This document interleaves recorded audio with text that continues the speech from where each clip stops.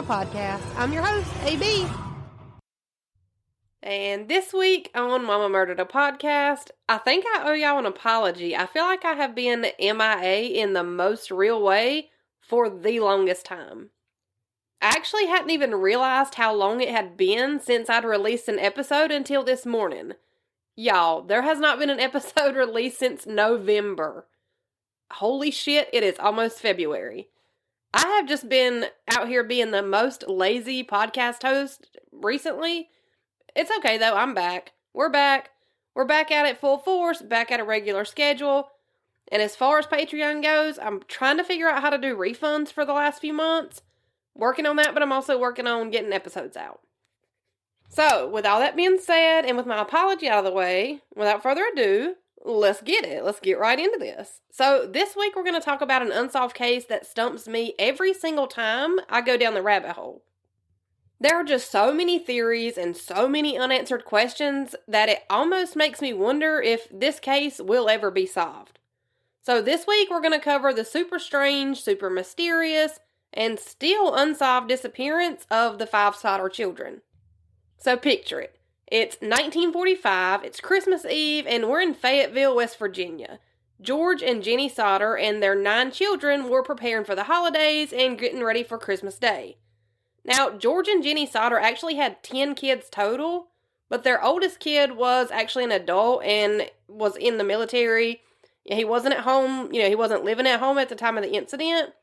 So obviously that would only leave George and Jenny Sodder and their other 9 kids in the house on Christmas Eve night. All of the kids were tucked in for bed and presumably asleep during the middle of the night when George and Jenny Sodder were woken up in the middle of the night to their house on fire. Now, this case did take place in 1945, so some of the details were either not posted online or they weren't documented very well in general, or there were quite a few different sources that said quite a few different things.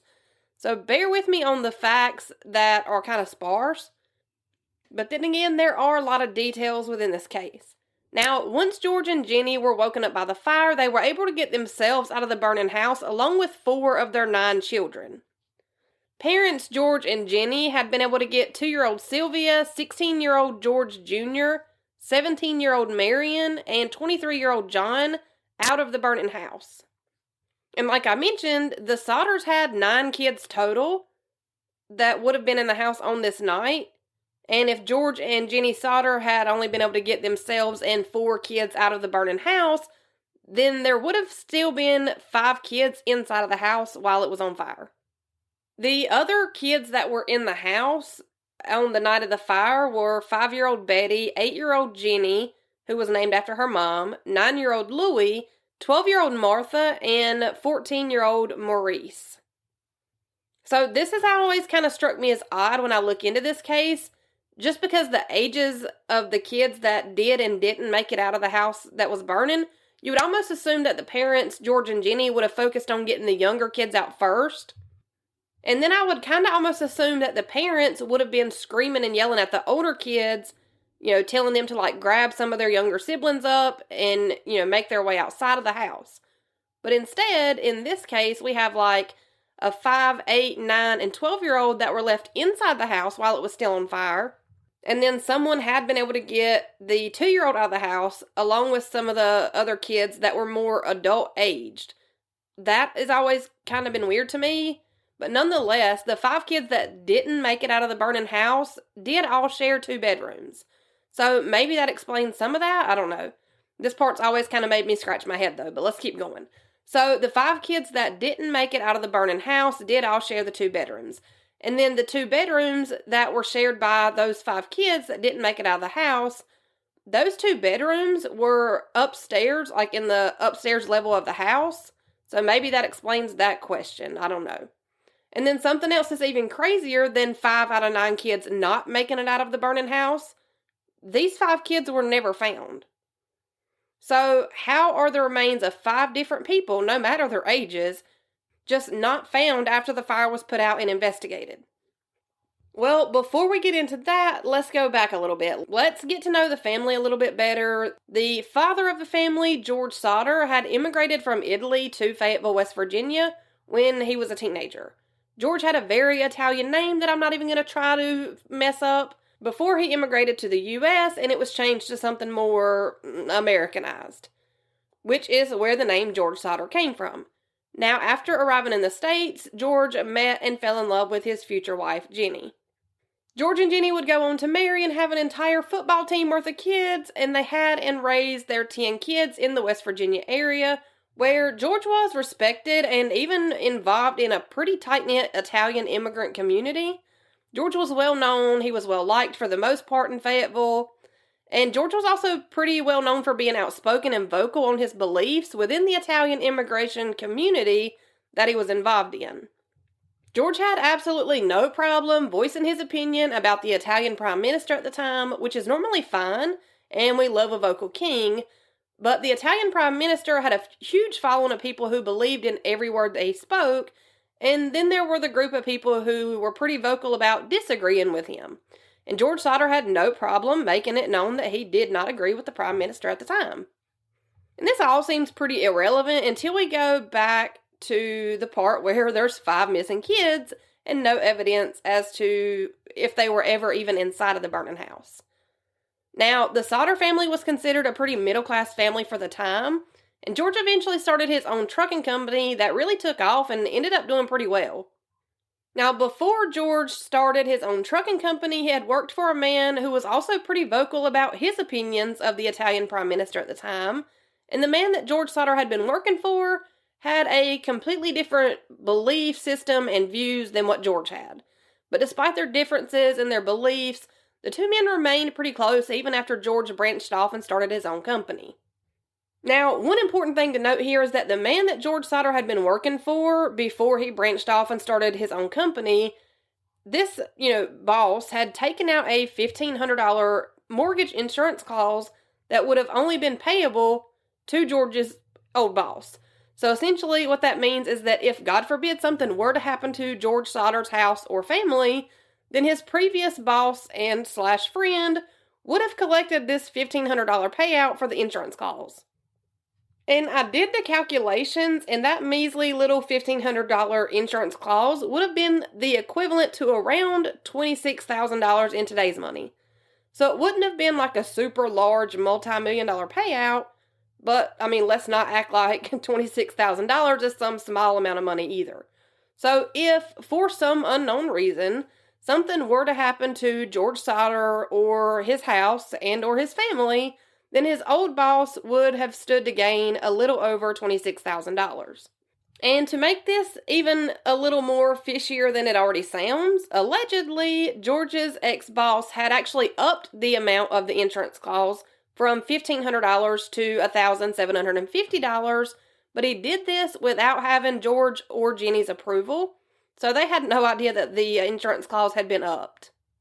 And just for shits and giggles, I wanted to check and see the price difference, and the $1,750 converted in today's dollar value amount would have been a little over $30,000.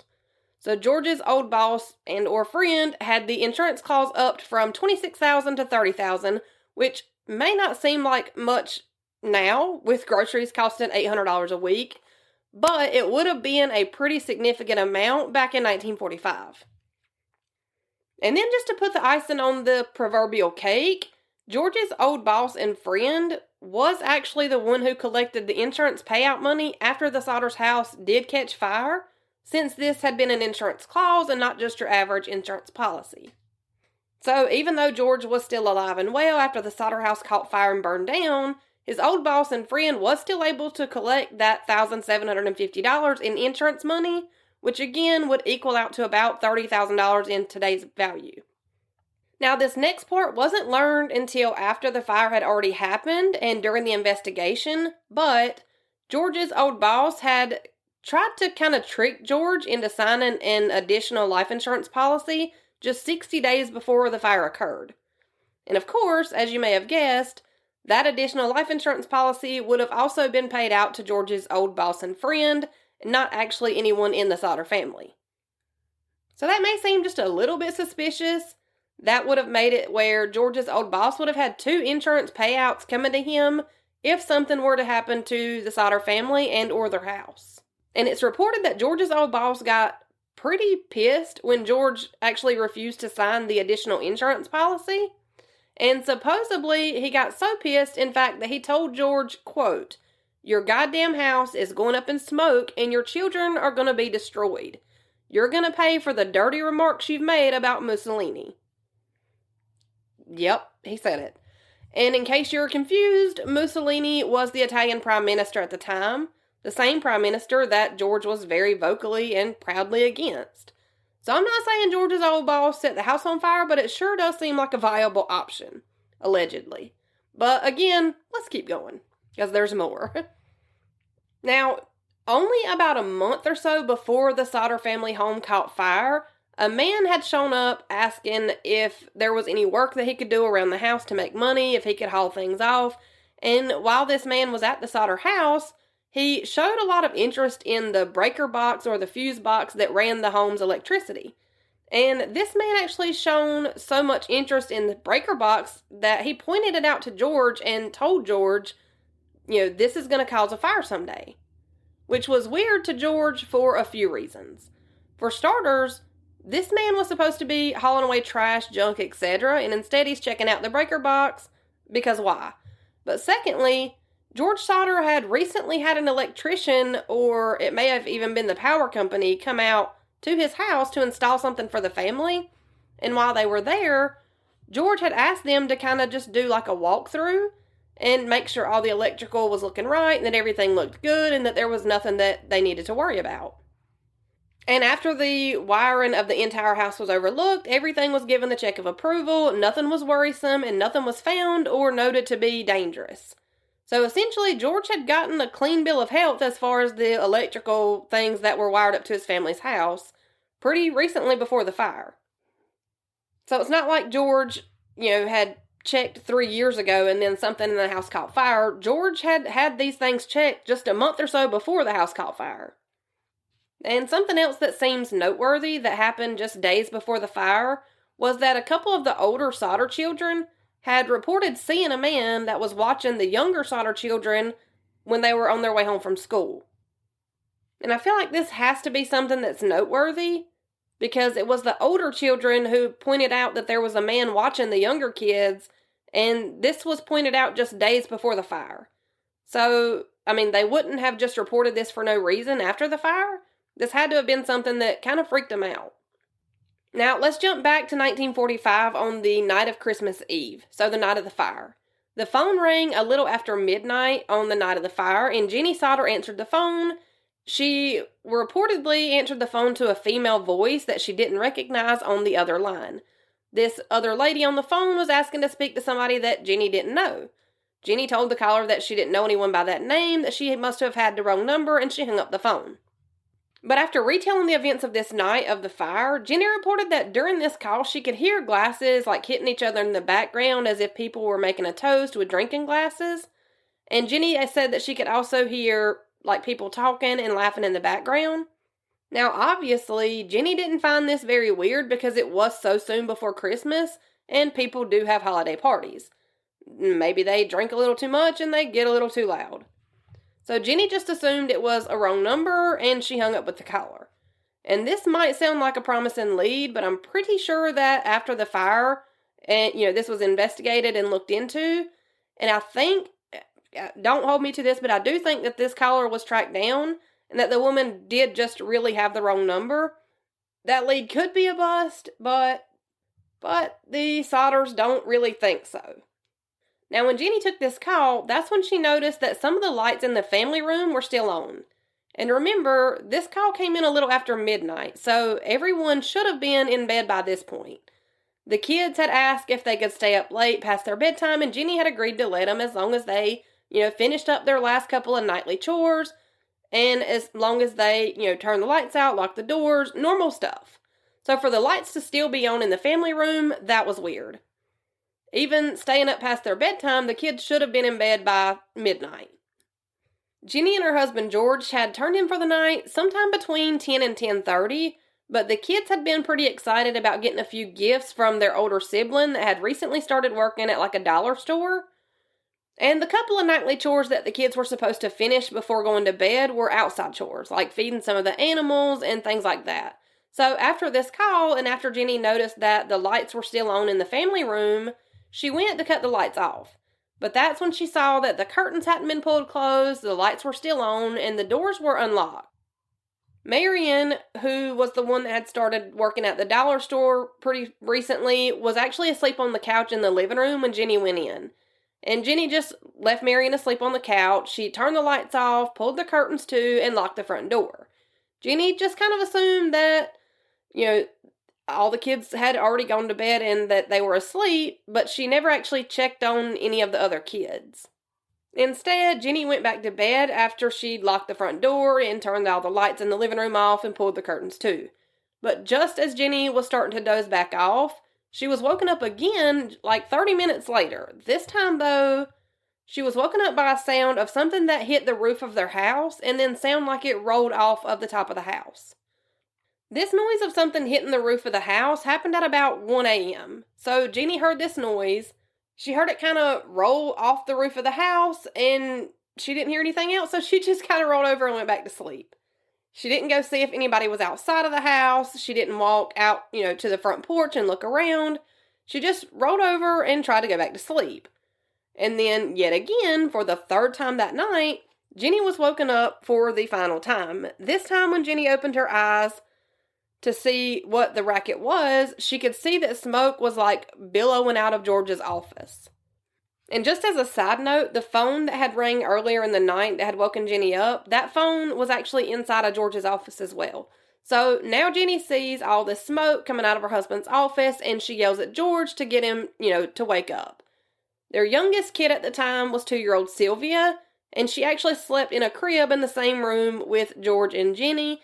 So Marion had been asleep on the couch, and George was able to wake them up while Jenny went to the bottom of the stairs where she kind of yelled for the 7 remaining kids to, get up and come downstairs. And after what I'm sure had to have felt like an eternity, John and George Jr. did finally make it downstairs safely. The fire had already gotten to the stairwell and the upstairs level of the house so bad that when George Jr. and John did finally make it downstairs and outside to safety, they saw that their hair had actually been singed and burned just from the 2 of them trying to make it outside of the house through the hot flames. So George Sr. did try to call the fire department before running outside, but the phone lines to the house weren't working. Jenny ran to the neighbor's house to try to use their phone to call the fire department, but there was no response by the operator. This was long before 911, and the calls that George and Jenny had tried to make just weren't going through. The operator just wasn't answering, which I did not know was an option. But there was another neighbor who had still been awake who saw the house going up in smoke, and they also tried reaching out to the fire department for help. But again, there was no response by the operator. And this neighbor actually, who kept trying to get in touch with the operator to connect the call to the fire department, eventually had to go so far as to just drive to town to, physically track down the fire chief, F.J. Morris. And this part has never made much sense to me, but the fire chief wasn't able to drive the fire truck for whatever reason, even though he was the fire chief at the time. So the fire chief ended up using a phone tree, which was something that was pretty common at the time. So the fire chief would call somebody on the department and tell them what was going on, and then that person would call somebody else on the department and tell them what was going on, and then that person would call somebody else on the department and tell them what was going on, and so on and so forth, until there were enough people that knew what was going on to get the job done. Or at least from my understanding. Now, all of the fire department were basically volunteers. But even though they were volunteers, the fire department was still super short-staffed. World War II had just come to an end, and all of the trained firefighters were off at war. So it was just the volunteer firefighters available at the time. And even though the fire department was only a little over 2 miles away from the Sodder family home, it took the fire department right at 7 hours to actually make it to the Sodder family home. And when the volunteer firefighters arrived shortly after 8 a.m. on Christmas morning, remember this fire happened like as soon as midnight hit and turned into Christmas Day. So literally 7 hours later on Christmas morning at 8 a.m. the fire department finally shows up. Meanwhile, as the volunteer firefighters had been playing phone tag with each other, and as the fire had just started, to engulf the house in flames, George had still been trying to get inside of the house. He was yelling for his kids to come down from the steps and, to try to get them outside to safety. And when the flames and smoke got to be too much, George ran outside to find, only his wife and 4 of their kids made it outside. So George goes into full-blown dad mode, and he decides to take on the job of super dad and firefighter all on his own, just to try to save his remaining kids. George did end up going back into the house by breaking a window to try to get in, and he did this to try to get into the part of the house that maybe wasn't as engulfed in flames yet. George did cut his arm breaking the window, but he did manage to get back into the house before he realized that the entire staircase leading to the second floor of the house was already completely demolished by flames. So from here, George decides to try to get his other 5 kids out by using other means. He thinks quick before he decides to run back outside and try to get into the upstairs house, upstairs part of the house a different way. George figured that he could use a ladder that he kept outside that was normally kept nearby one of the upstairs windows. He figured he could use this ladder to get through the window upstairs to help his other 5 kids get out of the burning house. But when George gets to the spot where he always kept this ladder, the ladder wasn't there. It was just kind of gone. George moves on to the next best option that he can think of, and he decides to pull one of his work trucks right up next to the house and right under a window that was upstairs, again, to try to be able to reach into the window to get his kids out, to get them out to safety. Now, even though the truck that George was trying to crank had been working perfectly fine just hours earlier, now the truck wouldn't crank, he just could not get it to anything. George jumps out of that truck and into his second work truck with, the same plan in mind. But again, the second work truck that had been working perfectly fine just hours earlier now wasn't working at all. Both trucks just absolutely refused to crank, and he couldn't even get the engines to turn over.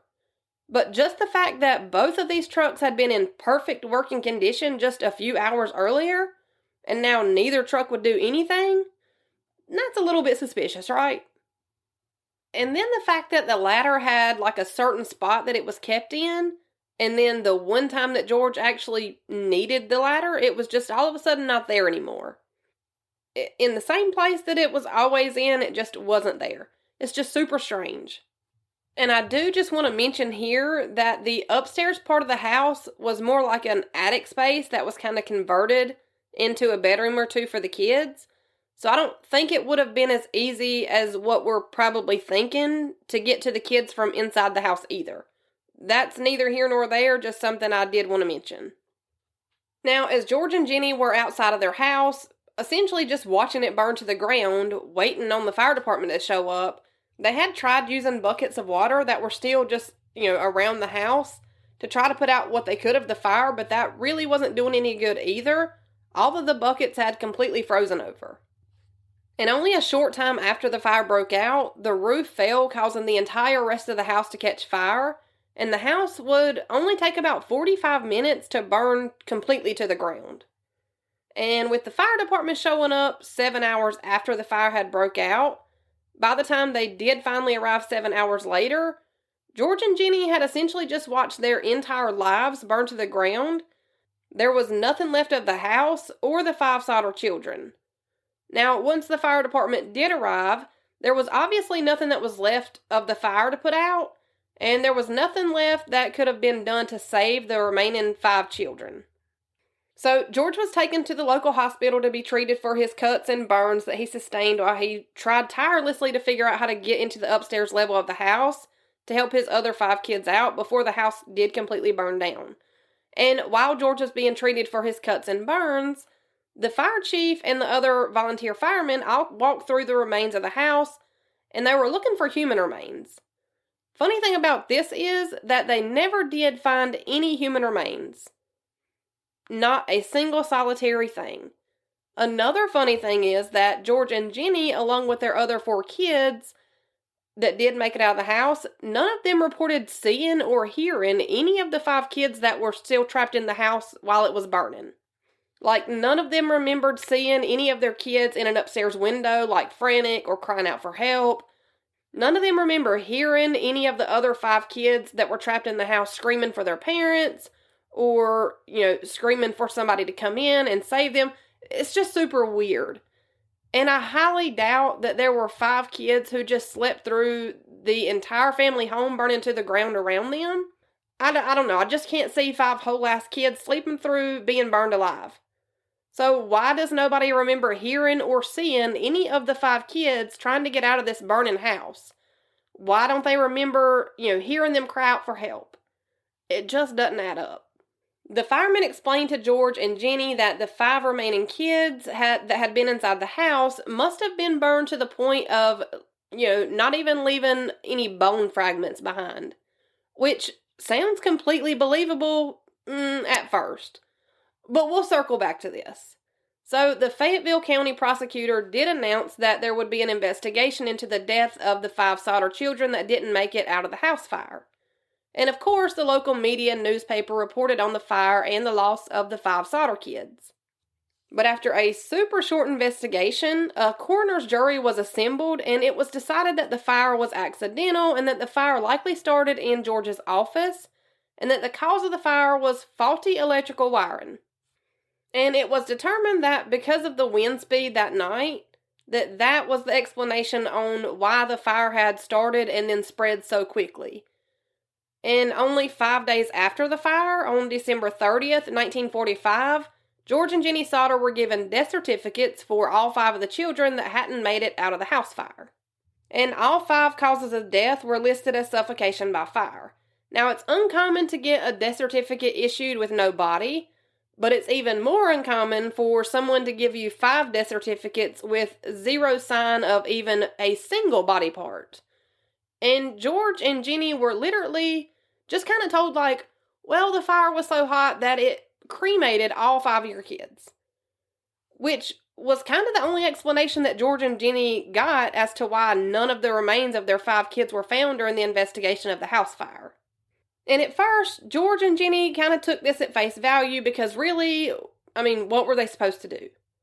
But that would soon change. Before they had a change of heart, though, only 4 or 5 days after this, George brought in truckloads of dirt to cover up the ashes and burnt debris, and he wanted to take this entire spot where the house once sat and turn it into like a memorial garden.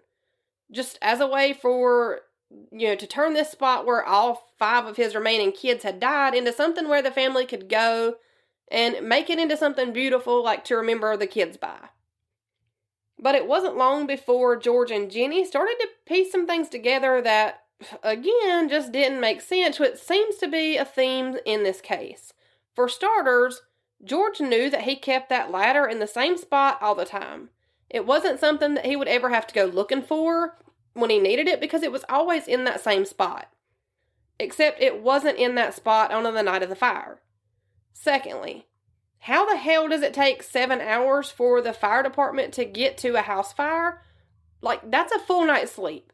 That is a long enough period of time for me to drive through damn near the entire state of South Carolina.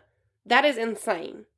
And then George started to think about the fact that he had never heard any of his 5 kids call out for help or, even cry out in pain while the house was on fire, which I know I've already mentioned, but it's just super weird. A few more things that don't make sense to George and Jenny and everybody else. The more they, started talking about it and the more they thought about it, there were things like both of George's work trucks just magically all of a sudden not working, when both of them had been in perfect working condition just earlier that day. And George knew that both trucks had been working because him and his older sons had actually worked out of both of those trucks that day. So why weren't they working just the night of the fire? Just that night? Something else that happened on the night of the fire, but before the fire was started, was that a man who George caught trying to steal a block and tackle from George's building, and this was something that George used to work on his trucks. I'm not sure. I've never heard of it.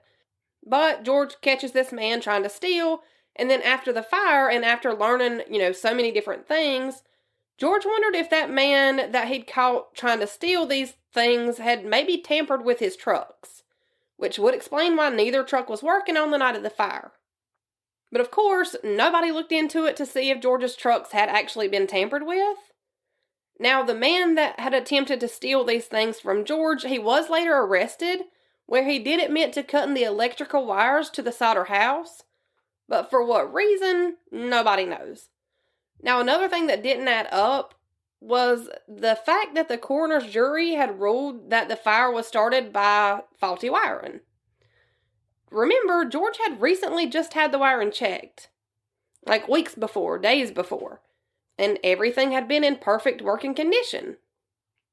Now, if the fire would have been caused by faulty wiring, then the lights in the house wouldn't have still been on as the fire was happening, and I know this because the guy that lives across the street from me is also a fire chief, and I may or may not have stopped him at our mailboxes and just asked randomly if the lights would still be able to work during a fire where the faulty wiring was supposedly the cause of the fire to begin with.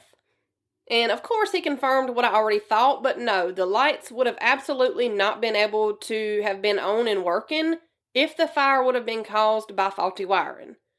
So maybe the guy who had been trying to steal shit from the Sodder building cut the phone line instead of the electrical wire by mistake, because then that would explain why the lights were still on and working, but why the phone lines weren't. Jenny even later says that none of them would have made it out of this house fire alive if the lights hadn't been working, so she knows the lights were working. And a phone repairman would later be called out, and this would be confirmed. The phone line had actually been cut, which means that someone would have had to have climbed more than 14 foot high in order to get to the wire that would have been cut. So it just seems like the more that George and Jenny talk about all of these different things that just don't make sense and just don't add up, they started to believe that their 5 kids hadn't actually died in this house fire at all, and that the fire may have actually been a cover-up for the kidnapping of their 5 kids. But the one thing they couldn't figure out is why. Why would you kidnap somebody's 5 kids and then try to cover up that kidnapping with a house fire? Why? And the more that George and Jenny started to believe that this house fire was a cover-up for the kidnapping of their kids, they also started thinking about things like, let's not forget about George's old boss flat out telling George that his house was going to burn down and that his kids were going to be destroyed. And it's kind of funny because the more I looked into this case, I saw that this was said by a few different people. The whole your house is going to burn down and your kids are going to be destroyed. I saw that this was said by George's old boss, but then as I kept looking further and later in my research, I also saw in other sources that it was actually said by the man who came to the Sodder house weeks before the fire asking George for work. And, that when George told him that he didn't have any work for him, that, he said this to George. But then in other sources, it said that there was an insurance salesman who would go door to door selling insurance policies that, he got mad when George refused to buy an insurance policy from him, and this guy is the one that said that, his house would burn down and his kids would be destroyed. Which it may just be because this case is from the 40s, and it, like I said, not very documented, but either way, we do at least know that somebody said this, and it seems like they meant it. Now, George and Jenny also remembered that there had been a man seen watching their younger kids coming home from school. Remember, the older kids had brought this up, days before the fire. So there's a lot of information and a lot of different things that don't add up or just seem really fishy in this case. And this kind of led George and Jenny to start talking to some of their neighbors, and they kind of took this on as their own investigation because clearly nobody else was going to look into it. As they started talking to their neighbors, one of their neighbors did report seeing what they referred to as balls of fire being thrown at the Sodder house by multiple people on the night of the fire. They report seeing these balls of fire being thrown shortly before the whole house caught on fire. And these balls of fire being thrown at the Sodder house were even given more credibility when the family went back to the memorial spot that George had started working on. He's going to make this garden as a place of remembrance for the 5 kids.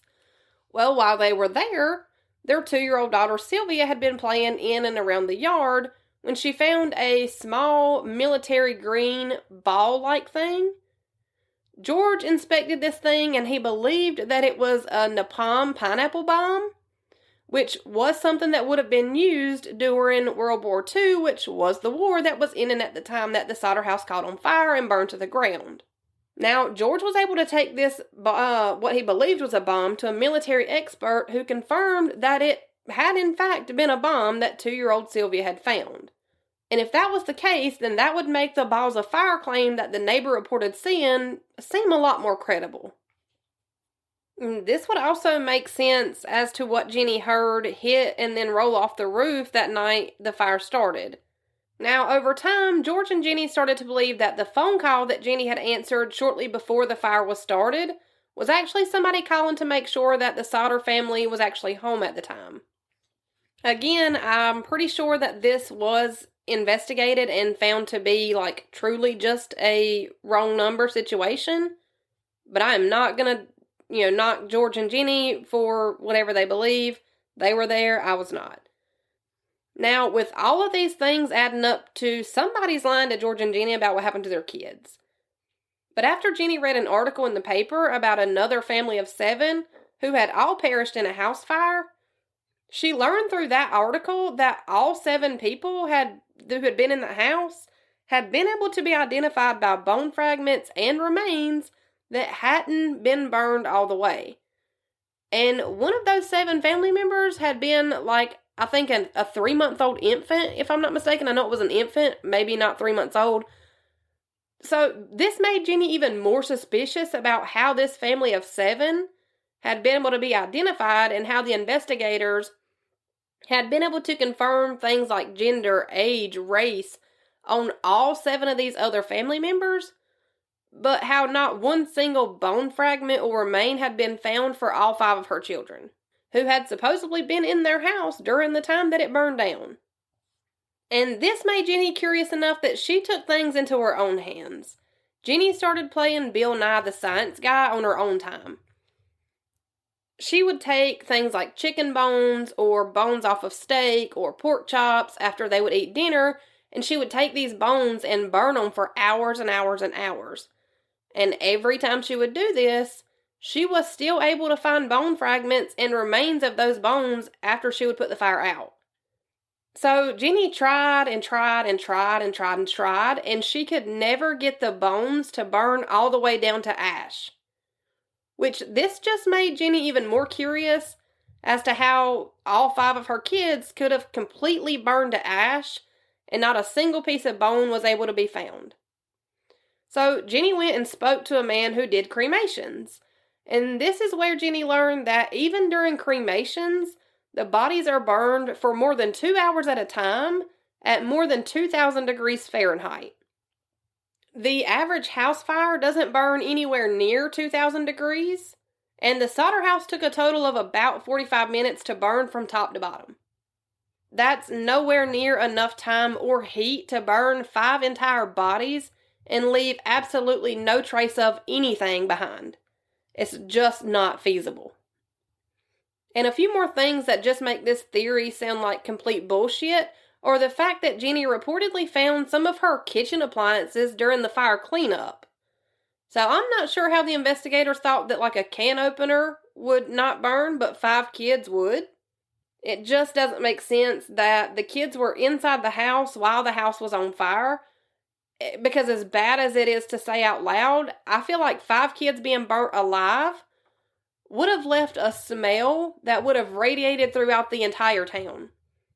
And just for the sake of let's play in devil's advocate, maybe all 5 of the kids were in the house, but they weren't alive. You would still smell burning flesh. It is what it is. I've never seen anything anywhere on this case about the smell of burning flesh, and that's weird. Another thing that George and Jenny couldn't really get past was the fact that the fire was supposedly started from faulty wiring, right? Okay, but the breaker box or the fuse box or whatever it was that ran the electricity through the house was located on the bottom floor of the house. The fire started on the top floor of the house. So that doesn't even make sense. That math isn't mathing at all. There's also a fact that there was a woman who reported seeing the Sodder kids looking out of a car window during the same time that the Sodder house was still on fire.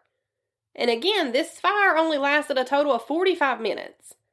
This sighting was on the night of the fire during the time that the house was burning. This leads me to believe that the kids weren't inside of the house that night. And George and Jenny, after they learned about this sighting, there was also another woman who lived like 50 miles away from Fayetteville, West Virginia, who saw an article about the Sodder kids and the house fire. And in this article, there was a picture of the 5 kids, and she immediately recognized 4 out of the 5 missing Sodder kids. She reported seeing those 4 Sodder kids on the morning after the fire, so Christmas morning. This woman worked at a diner or like a hot spot for travelers, like a touristy spot, something along those lines. And she claimed that she actually served the 4 Sodder kids breakfast on the morning after the fire. This woman says that the children were with 2 men and 2 women, and that after they ate breakfast, the kids were loaded into a car with Florida license plates. And then it was about a week after the fire in Charleston, West Virginia, that another woman reported seeing 4 or 5 kids who were checking into a hotel where she worked with 2 men and 2 women who spoke Italian. This woman says that she tried speaking to the kids, but that the man kind of looked at her menacingly and that he refused to let her speak to the kids, so she just kind of didn't say anything else to them. This woman worked at the hotel where she saw the kids, and she says that they checked in pretty late at night, like midnight or later, and then they checked out of the hotel early the next morning and that she hadn't seen them since. Now, by 1947, George and Jenny were so sure that their 5 kids had been kidnapped and that their house had been set ablaze to cover up the kidnapping that they actually wrote the FBI, which ended up being just another dead end. But George and Jenny, neither one, were planning on giving up, and they didn't. A few years after the fire, George saw a picture in the paper of a little girl who he believed was his missing daughter, Betty. This picture had been taken at a school in New York, and George actually drove all the way to New York after seeing this picture because that's how sure he was that this was a picture of his missing daughter. George went to the school, but of course, they're not going to give him information on some kid that he couldn't actually prove was his daughter. Now, he had managed to find the parents of this little girl, but they refused to talk to George or help him in any way, shape, or form. And this was just the first of many pictures and leads that George and Jenny would see throughout the years. And, they were so sure that some of these pictures were of their missing kids. They chased down every single lead. Every tip, every lead, George personally followed up on. And we'll finish those tips and leads next week because there is still so much more to get through with this case. So many more sightings, so many more tips, so many more clues, and so many more unanswered questions. That is all I have for you this week. We will wrap this up next week, and we're back on track, y'all. We're doing it. I am so sorry. I'm back on my Prozac, y'all. It's going to be fine. We're going to be fine. All right.